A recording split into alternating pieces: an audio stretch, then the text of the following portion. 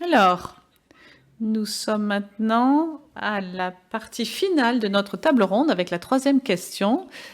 Donc, Elio nous a bien préparé à cette question parce qu'il s'agissait de comment toutes les actions pouvons nous aider à parler plus de prévention avec l'alimentation.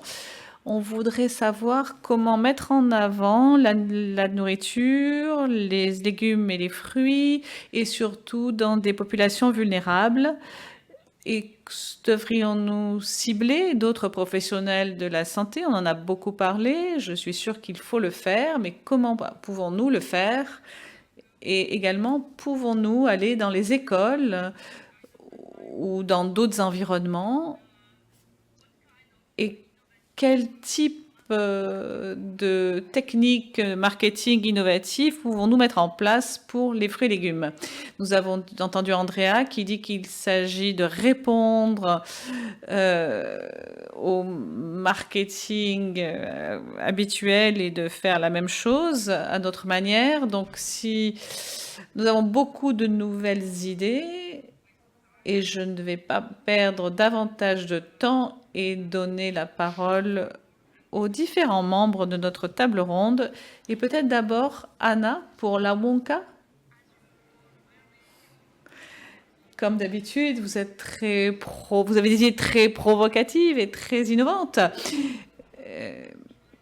Alors, je suis en train d'essayer de réfléchir à ce que je veux dire. Quel est notre point fort? Ce qui est le plus important pour nous, je suis sûre, c'est la santé pour tous, toute la population. Et je vais parler d'un domaine particulier. Et comment travailler sur ce sujet? Je pense que nous devons garder la perspective du système en permanence. Nous avons des systèmes de santé différents et nous devons nous comprendre les uns les autres sur cette base. Je pense également que l'environnement dans lequel nous sommes ensemble maintenant devrait nous amener à travailler plus étroitement pour l'environnement de la santé publique en Europe. Parce que je sais qu'il y a une compréhension générale que si on travaille pour la santé pour tous, on va travailler de manière intersectorielle. Donc ça, c'est très des actualités avec la pandémie que nous traversons. Nous voyons que nos systèmes de santé sont en danger. Et pour moi, c'est un autre aspect du débat qui nous anime. Donc, des actions intersectorielles veulent dire qu'il faut qu'on fasse l'effort de comprendre les pharmacies et les Boots, qui était notre exemple. Je vais également encourager les bonnes initiatives, mais également m'insurger contre les initiatives qui sont moins bonnes. L'action intersectorielle pour la santé publique et les environnements médicaux devrait peut-être se rapprocher. Ça, c'est la première chose que je vais dire. Deuxièmement, la formation. Les études supérieures, quand vous faites des études supérieures, je sais que en 2010, on a promulgué une loi sur les professionnels de la santé du siècle prochain. Et là, il s'agissait de changements dans les services de santé et nous avons été assez lents à le faire parce que nous sommes restés un petit peu à l'ancienne. Donc, et je pense qu'il faut vraiment aligner le soin primaire et le soin secondaire. Le soin primaire est une nécessité pour un système de santé résilient. Et c'est de ça que nous parlons aujourd'hui. J'ai la chance d'être un des 17 membres d'une commission pan-européenne qui pense aux priorités du système de santé dans le contexte de la pandémie. C'est organisé par l'OMS et c'est quelque chose qui est très important à notre ordre du jour. il y a une compréhension, il y a un consensus pour aligner nos actions aux objectifs de développement durable et le changement de l'environnement et les changements dans la nutrition et du comportement dans ce domaine. Donc, j'en viens à ce que je voulais dire. Il faut que nous rééquilibrons l'équilibre de la force de travail des gens selon où ils vivent. De ce dont on parle également, c'est que la pandémie de la MNT, mais on voit également les fractures sociales. Et ceux qui sont frappés le plus durement par la pandémie sont ceux qui sont également victimes de ces MNT. Donc, comment peut-on réagir à cela?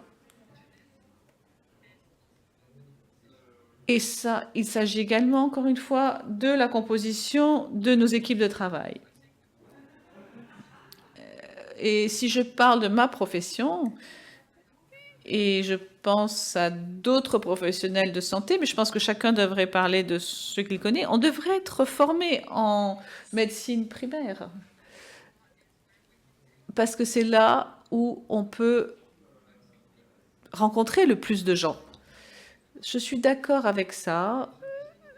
Jean-Michel, vous avez parlé d'une nouvelle profession dans l'équipe, de faire venir de nouvelles professions dans l'équipe. Avant de faire cela, on devrait se demander pourquoi ça ne fonctionne pas avec ce qu'on a déjà et quel est le but de faire venir de nouvelles professions dans notre équipe. Ce n'est pas par protectionnisme que je m'exprime ainsi, mais c'est plutôt parce qu'on devrait vraiment se poser la question, quel en est le but? Pour moi, il s'agit d'une obligation morale pour tous les travailleurs de la santé de répondre à cette question de la nutrition, de l'alimentation et de son rôle. Et Marie-Laure, vous avez dit quelque chose de très intéressant. Si vous pouviez en parler un peu plus, comment nous pourrions reformuler le sens même du mot nutrition? Je voudrais vraiment vous entendre vous exprimer là-dessus. Parce que ce que vous dites, c'est que nous devrions éviter le jugement moral qui vient des professionnels de la santé sur les choix que les gens font. Et ça, c'est très important. Je m'arrête dans une minute. Je parle des écoles. Je ne pense pas que les nutritionnistes doivent venir à l'école. Je pense que ça doit être des compétences qui sont développées par les enseignants eux-mêmes. Et ça devrait faire partie du programme scolaire. Comment mener une vie saine, comme en même temps que pas se coucher trop tard pour des enfants, pour avoir une bonne nuit de sommeil.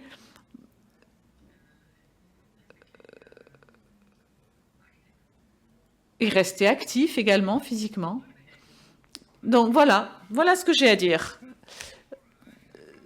Donc, non, je n'ai pas voulu interférer avec ce que vous avez dit, mais je pense que nous avons du temps. C'est important de faire évoluer nos idées. Peut-être Jean-Michel va s'exprimer en premier. Pourquoi nous avons besoin d'inclure d'autres professionnels? Est-ce que ces nouvelles compétences qu'ils vont apporter seront importantes? Et ensuite, Marie-Laure va nous donner son explication de la nutrition. Jean-Michel. Je crois que votre micro est éteint. Merci. Alors, dans le domaine de la nutrition, le problème principal est pour les personnes défavorisées. Nous devons accroître notre action pour ces populations défavorisées,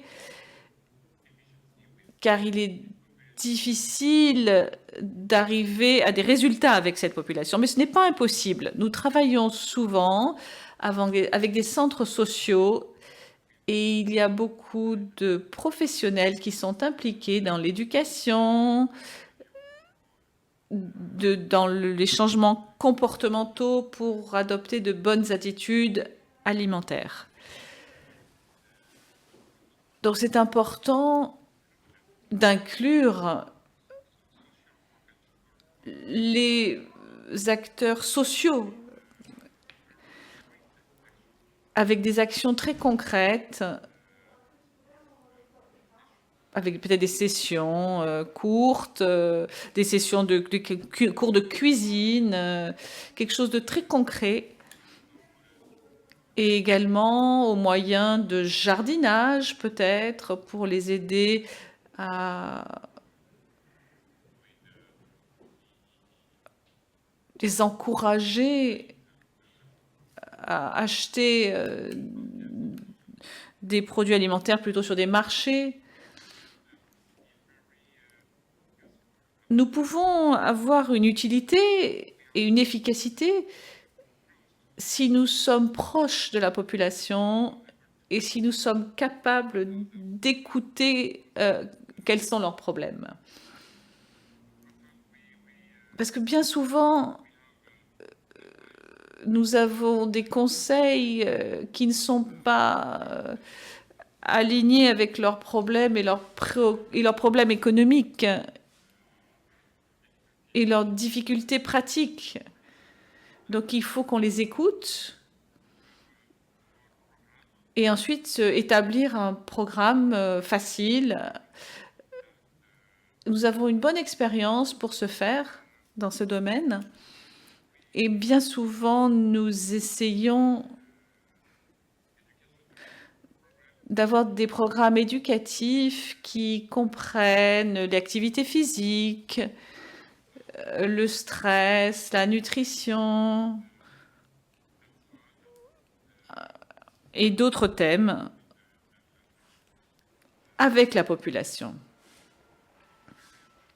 Bien souvent, les gens ne sont pas capables de comprendre, n'arriveront pas à comprendre si nous sommes trop théoriques. Donc, nous devons être plus concrets avec ce type de population.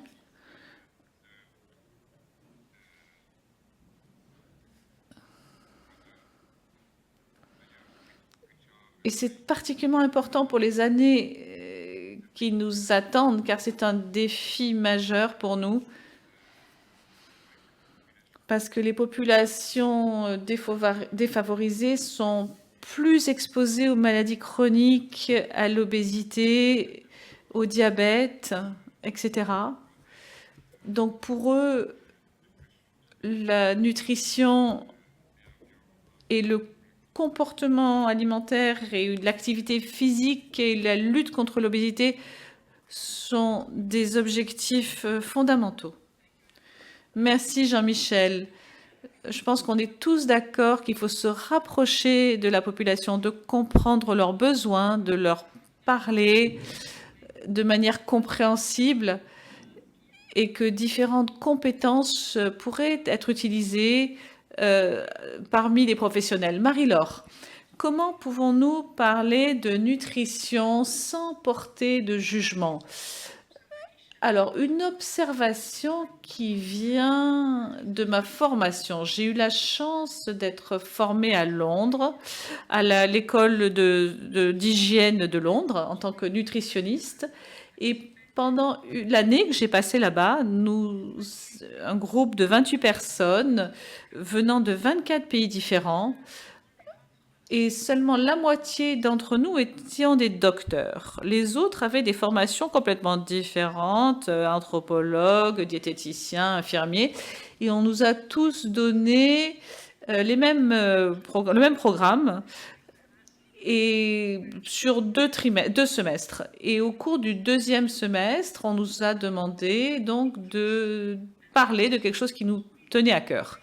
Et c'était vraiment la preuve que le fait de partager de la connaissance peut inspirer tout le monde dans son propre domaine à apporter des messages intéressants et à avoir des informations pertinentes quand on va parler à nos collègues.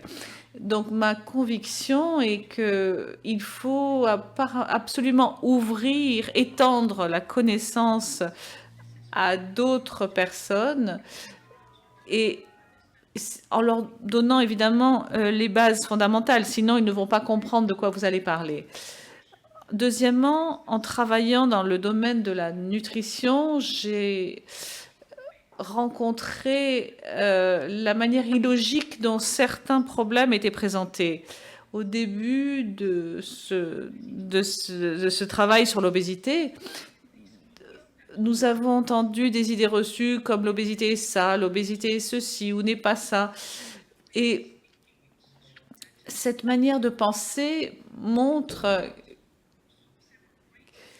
qu'il faut vraiment faire des séances de brainstorming pour vous faire votre propre opinion et partager les idées pour dénouer la situation et comprendre mieux de quoi il s'agit. On devrait informer les gens de la nécessité de comprendre ce qui les concerne et de poser les bonnes questions dans le domaine de la santé, de réunir différents domaines différents, parce que quand on réfléchit en profondeur à ce qu'on pense, on arrive à des conclusions différentes. Merci Marie-Laure. Peut-être on pourrait passer à Daniel. Est-ce que je peux ajouter un mot pour répondre rapidement? Comment parler avec nos patients du jugement? En tant que généraliste, c'est comme quand je leur parle d'autres problèmes avec mes patients, j'essaie de le faire sans porter de jugement. Nous avons ce lien particulier avec notre patient et c'est quelque chose... Pourquoi on a choisi d'être généraliste? Parce qu'on aime avoir ce lien. On connaît non seulement le patient, mais on connaît sa famille, on sait dans quel contexte social il évolue, son école, la population locale. C'est quelque chose qui va nous aider à les aider à construire une meilleure vie pour eux-mêmes au quotidien. C'est ce qu'on fait tous les jours avec chacun de nos patients. C'est pour ça que je suis d'accord avec Anna. On fait tout ce que l'on fait dans le but de mettre en avant la santé.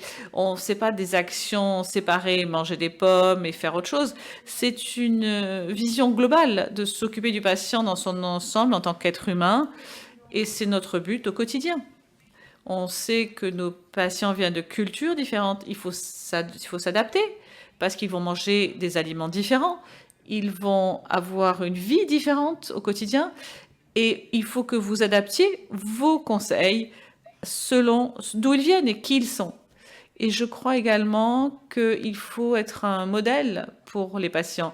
Ils viennent vous voir parce qu'ils vous font confiance et ils vont suivre vos conseils. Et ça, c'est notre avantage, encore une fois. Dans la plupart des pays, on choisit son généraliste. Et ça, il faut qu'on capitalise là-dessus pour améliorer leur vie et leur santé. Et c'est ce qu'on fait tous les jours au quotidien en tant que généraliste. C'est notre travail. Merci.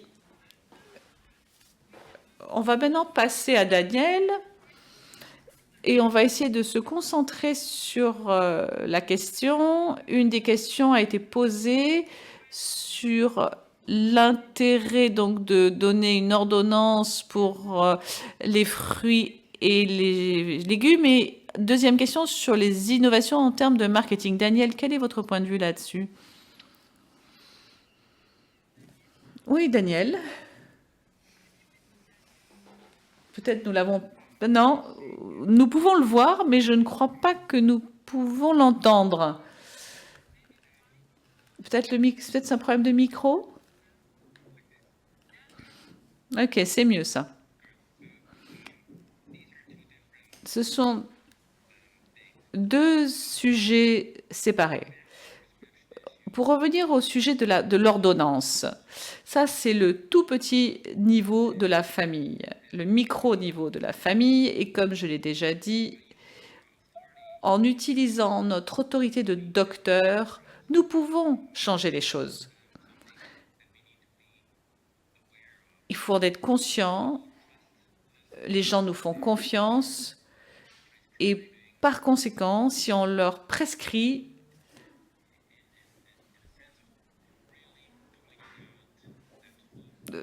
quelque chose en leur expliquant bien que les fruits et les légumes font partie de leurs médicaments, entre guillemets. Et ça, c'est très important. Et au niveau macro de la société, je suis d'accord avec vous sur le fait que nous devons lutter contre la concurrence qui est là, sur le marché.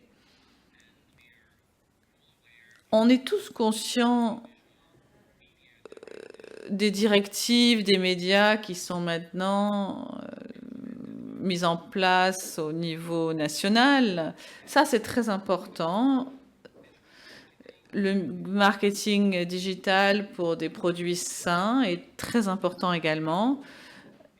Et je pense que dans nos pays respectifs, nous devons être très actifs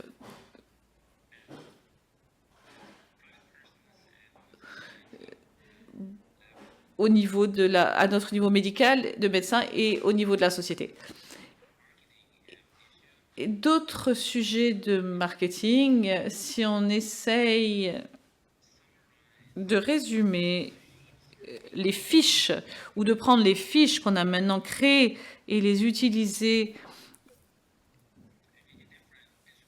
de manière numérique, ça pourrait être aussi une belle avancée. C'est ça, en fait, dont vous faisiez allusion, auquel vous faisiez allusion. C'était une question plus générale, je pense, sur comment pouvons-nous mettre en avant la consommation de fruits et légumes.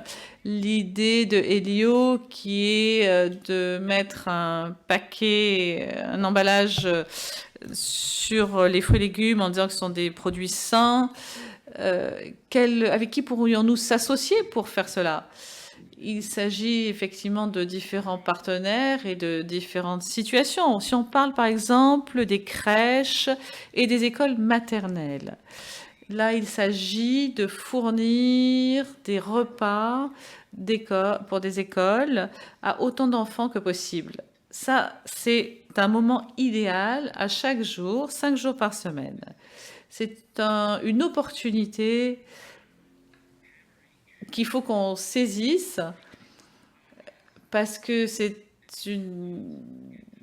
évident que on doit se battre là-dessus tous les jours. Je comprends qu'il y a des limites parce qu'il y a des crèches privées, des écoles maternelles privées, publiques, mais nous devons nous battre pour obtenir des repas scolaires qui soient sains. L'autre sujet est un sujet public. Hier soir, il y a eu une nouvelle publication publiée par l'Imperial College sur l'obésité, les risques pour les enfants en âge scolaire, les risques médicaux pour les enfants en âge scolaire. Donc j'ai lu cette publication et l'une des idées est de fournir des coupons alimentaires avec des repas sains pour des familles défavorisées.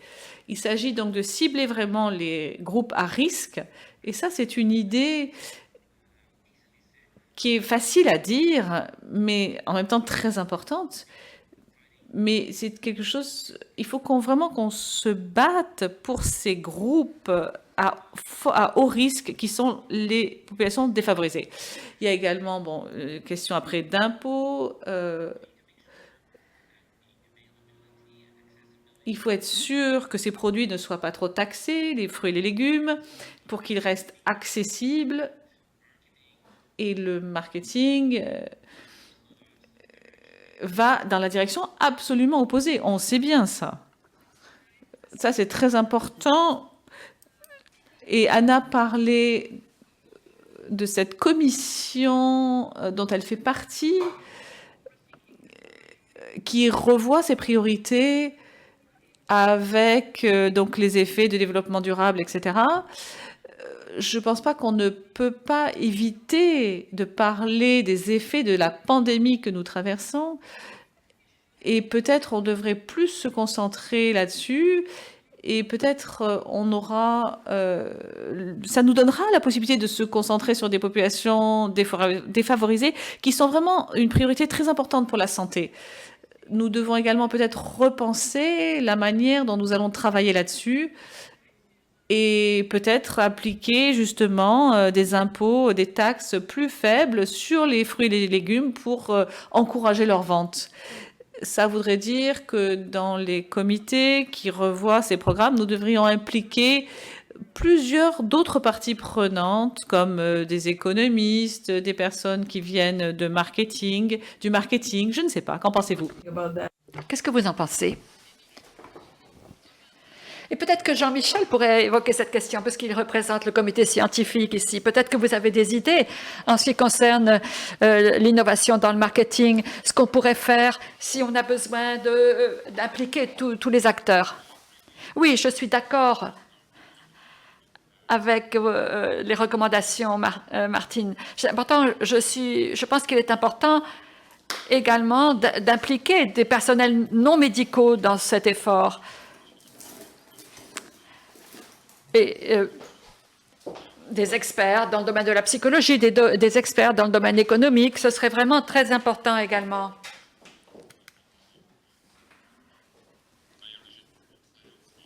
En plus d'impliquer les sciences biologiques.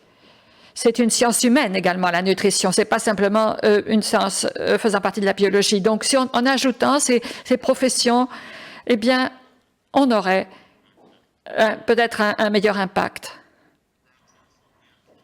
Peut-être qu'également, il faut pouvoir disposer de nouveaux outils, de nouveaux moyens de communication pour éviter d'être trop sérieux. Parce que trop souvent, on fait preuve de trop de sérieux. Il est important d'avoir des communications d'ordre ludique également, en particulier à l'intention des jeunes, du jeune public.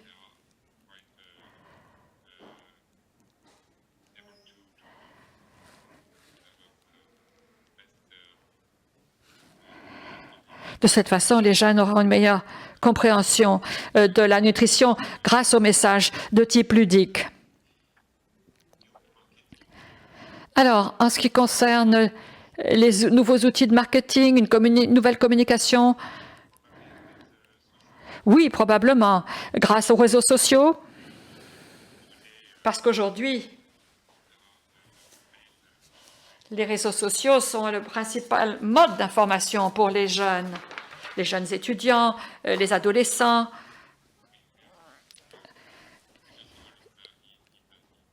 Il faut faire appel également à des professionnels de ce domaine qui pourront nous aider.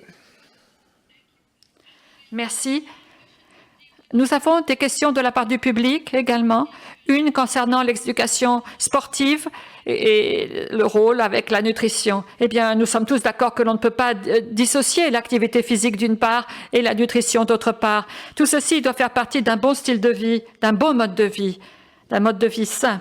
Et le commentaire est que les personnes qui participent aux activités sportives puissent également évoquer les questions de nutrition et ce qui constitue une bonne nutrition. Ça, c'était un commentaire. Une autre remarque, c'était que l'éducation nutritionnelle est un ensemble. Il est important également d'avoir une bonne connaissance des produits. On doit pouvoir améliorer l'éducation en ce qui concerne les différents produits, les ingrédients, ce qu'ils amènent comme nutriments, etc. Donc, je pense que nous avons beaucoup parlé. Peut-être que le moment est venu d'arriver à la conclusion. Et maintenant, je vois qu'Elio voudrait ajouter un commentaire et pratiquer sa conclusion. Bien, alors je ne sais pas si on peut véritablement conclure cette question, mais sans aucun doute, il y a un point très important qui a été discuté, et qui a été évoqué par un grand nombre de collègues, c'est l'intention, c'est l'action du marketing et la question du prix et de la disponibilité. Quelquefois, nous sommes si passionnés par les questions de santé et la promotion d'un bon régime. En tant que médecin et professionnel de la santé, c'est normal, mais on oublie que les produits alimentaires sont un produit soumis au marketing. Donc, lorsque les personnes vont faire leurs courses, elles ont un choix qui s'offre à elles. Et vous devriez voir les prix ici à Londres. Par exemple, on peut aller dans un supermarché, et j'ai vérifié hier, 3 livres 75 vous permet d'acheter 10 côtes de porc, 1 kilo de porc, du porc qui n'est pas gras. Mais si vous voulez acheter des salades, 150 ou 200 grammes de salade coûteront 2 livres 50. Donc, si une famille doit choisir entre 10 côtes de porc, les 10 côtes de porc, ça représente 10 repas, et 200 grammes de salade, tout ça, même prix équivalent. Alors, bien évidemment, il n'y a pas photo, comme on dit en français, et en français dans le texte par l'orateur. Donc, bien évidemment, la famille va choisir les côtes de porc. C'est la raison pour laquelle il y a un gradient très important de représentants de la classe sociale dans l'achat qui est fait, dans le comportement d'achat. Je suis d'accord avec ce qu'ont dit mes autres collègues. La santé pour tous signifie santé pour tous, et non pas la santé de quelques-uns, des nantis, de ceux qui ont de la chance. Si vous regardez en arrière, j'appartiens à la génération dont les parents, les grands-parents, mangeaient beaucoup de fruits et légumes. Pour une raison très simple, c'était les aliments les moins chers et les plus facilement disponibles en Italie. Donc, au XIXe siècle, XXe siècle, mes grands-parents mangeaient des fruits et légumes tous les jours parce que tout le reste coûtait extrêmement cher. Maintenant, on a renversé la situation, on l'a inversée. Acheter des fruits et légumes, c'est un choix, c'est le luxe, parce que les prix sont prohibitifs dans les grandes villes. En Angleterre, par exemple. Les prix sont vraiment très chers. Donc, par rapport aux produits carnés qui ne coûtent pas cher du tout. Donc là, on fait face à un problème gigantesque qu'on connaît très bien. Il a très bien été décrit au cours de la dernière décennie. C'est la façon dont la production, le système de production agricole a perdu contrôle en la matière et a fait que les produits carnés vraiment ne coûtent pas cher à acheter, alors que les fruits et légumes, proportionnellement, coûtent, eux, très cher. Donc, nous avons besoin, alors que l'on lutte contre le changement climatique et on lutte pour essayer de restaurer la santé de la planète, on a besoin de restaurer également la santé du système productif d'aliments, le système agricole, qui est destructeur pour l'environnement, qui est destructeur pour la santé. Donc, c'est absolument essentiel. Et je n'aime pas le mot patient, excusez-moi, parce que patient implique que les gens sont malades. Mais il faut travailler auprès des populations, des consommateurs, d'une façon un petit peu semblable avec la lutte qui a commencé il y a des décennies contre le tabagisme. Je travaille dans le domaine de la recherche sur le cancer, donc je travaille sur le tabac et le tabagisme depuis 30 ans. On pensait que le message ne passerait jamais, mais en fait, dans un grand nombre de pays, l'utilisation du tabac, le tabagisme a diminué considérablement. Et ceci à cause de l'effet conjugué de parler aux personnes. Et les personnes changent leur point de vue, leur changent d'avis. Et puis également, ils voient l'avantage de ne pas fumer. Et également, il y a une action du gouvernement qui a rendu le prix des cigarettes très élevé. Le prix d'un Marlboro coûte 13 ou 14 livres. Donc ça représente beaucoup pour un jeune de 16 ou 17 ans qui doit décider dans ses choix de vie. Est-ce qu'il va choisir un bon repas, un repas sain, ou bien acheter un paquet de cigarettes? Donc, je suis vraiment convaincue qu'on a besoin de faire un effort collectif.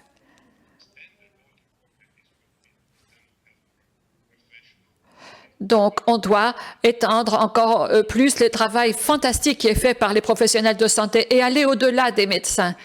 Dans un grand nombre de pays européens, le médecin, le généraliste n'a pas le temps vraiment de faire parler, de parler de la formation ou de l'éducation nutritionnelle. Les autres professions également doivent s'en charger. Par exemple, les infirmières et infirmiers et les autres professionnels de la santé, les services sociaux et autres. Il faut avoir un point de vue plus social et moins un point de vue médicalisé de la question de la nutrition. En même temps, il faut continuer à lutter en vue de restaurer un équilibre des prix parce que, en fin de compte, il s'agit de savoir ce que les personnes peuvent payer quand ils vont faire leurs achats. Ça, c'est une réalité.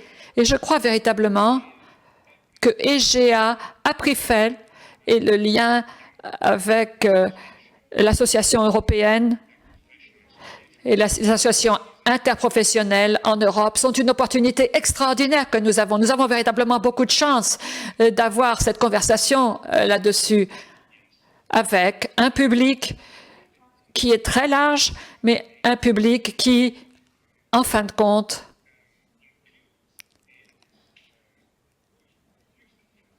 doit inclure et inclut ceux qui produisent les aliments, les fruits et légumes.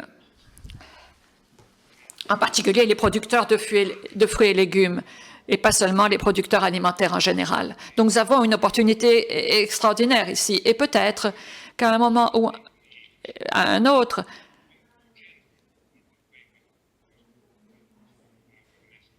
il est important, je dirais que quelquefois on est un peu trop modeste ou un peu trop timide dans la façon dont on fait passer le message. Il faut dire fortement que ce qui se passe n'est pas bien. C'est pas possible que 1 kilo de côte de porc coûte la même chose que 200 grammes de laitue.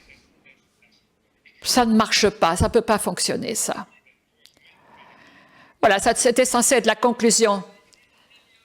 Eh bien, merci Elio. Elio, je crois que vous avez une excellente conclusion après le débat qui est intéressant qu'on a eu. Il y a encore une question supplémentaire, mais on n'a pas le temps d'y répondre. Ça concerne la question de la publicité.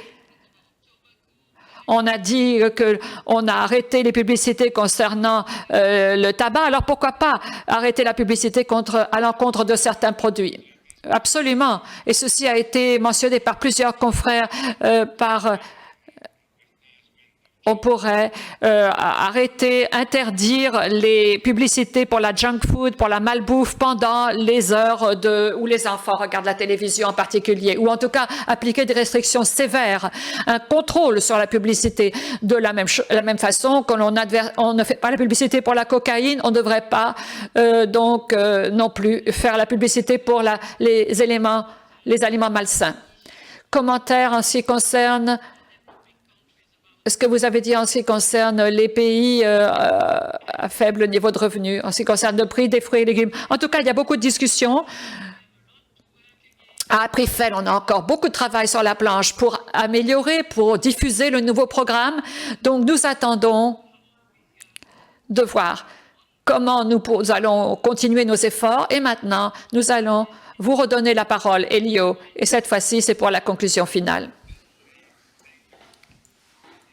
Eh bien, je vous remercie. Je voudrais vous remercier, Martine, et je voudrais remercier tous les participants. Premier point de la conclusion, c'est un grand merci.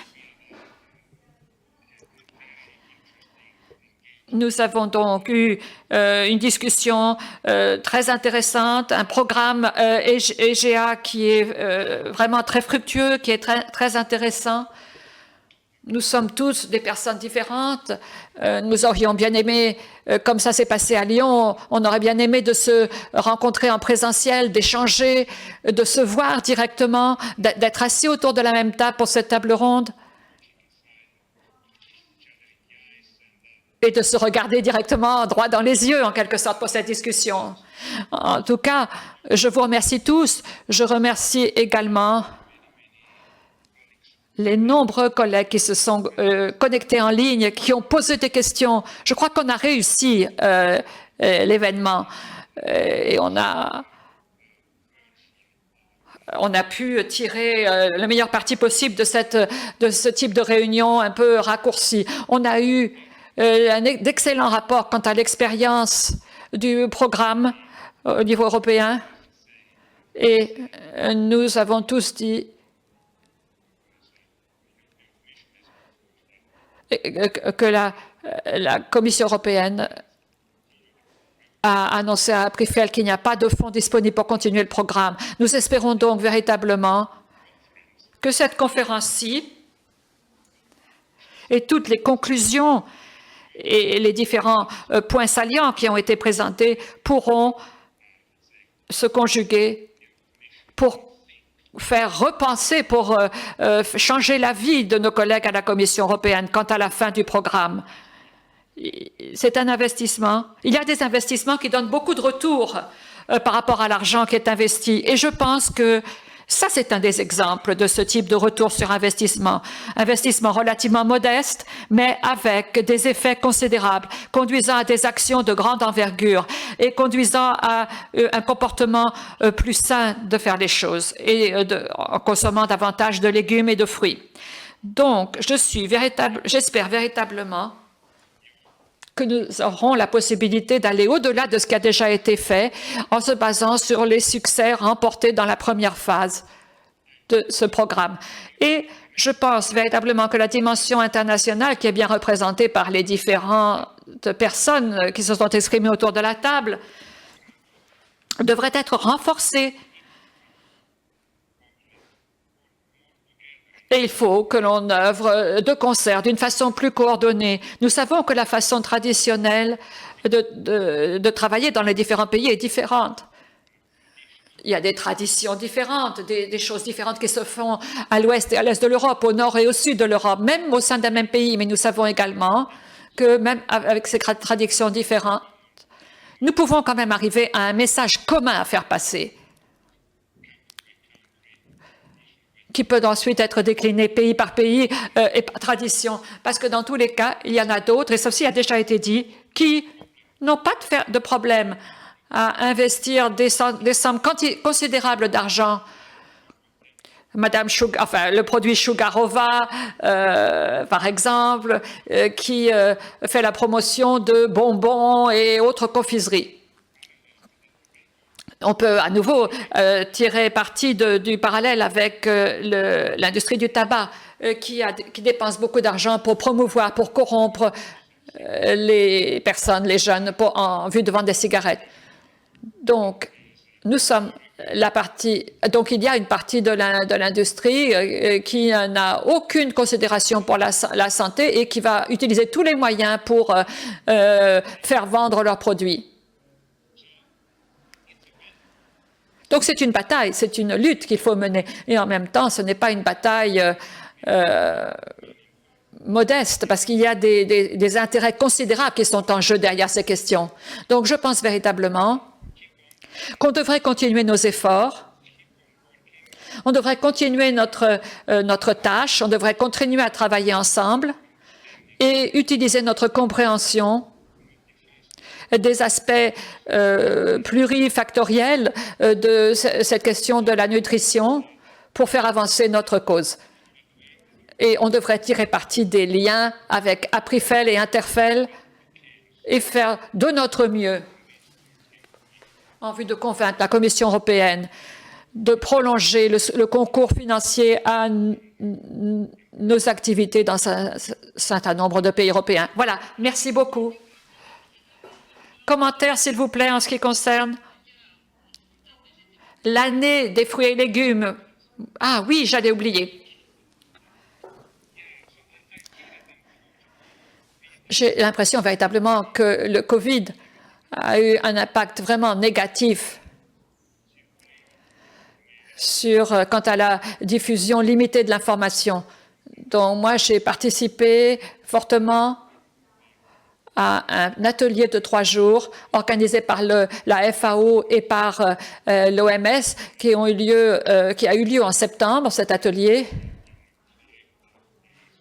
C'était 5 demi-journées réparties sur 2 semaines pour cet atelier. En fait, l'OMS et la FAO ont convenu de faire de 2021 l'année internationale des fruits et légumes, avec l'idée de promouvoir l'information et la consommation des fruits et légumes. Donc tout ce qu'on a évoqué ici entre nous, même chose, exactement la même chose. Sauf que peut-être ils avaient prévu un certain nombre d'activités dans différentes parties de la planète, dans de différentes régions du globe, régions des Nations Unies, et il semble que ceci n'aura pas lieu à cause du Covid. Alors, notre ligne va être coupée. Donc, dernier mot, parce qu'on va nous couper. Alors, le dernier mot, c'est on va essayer de faire de notre mieux pour établir des liens avec les actions de l'OMS et la FAO. Et Aprifel, je suis certain, sera satisfait de se faire le messager et d'utiliser toutes les opportunités fournies par cette année internationale des fruits et légumes. Merci, merci à tous et au revoir.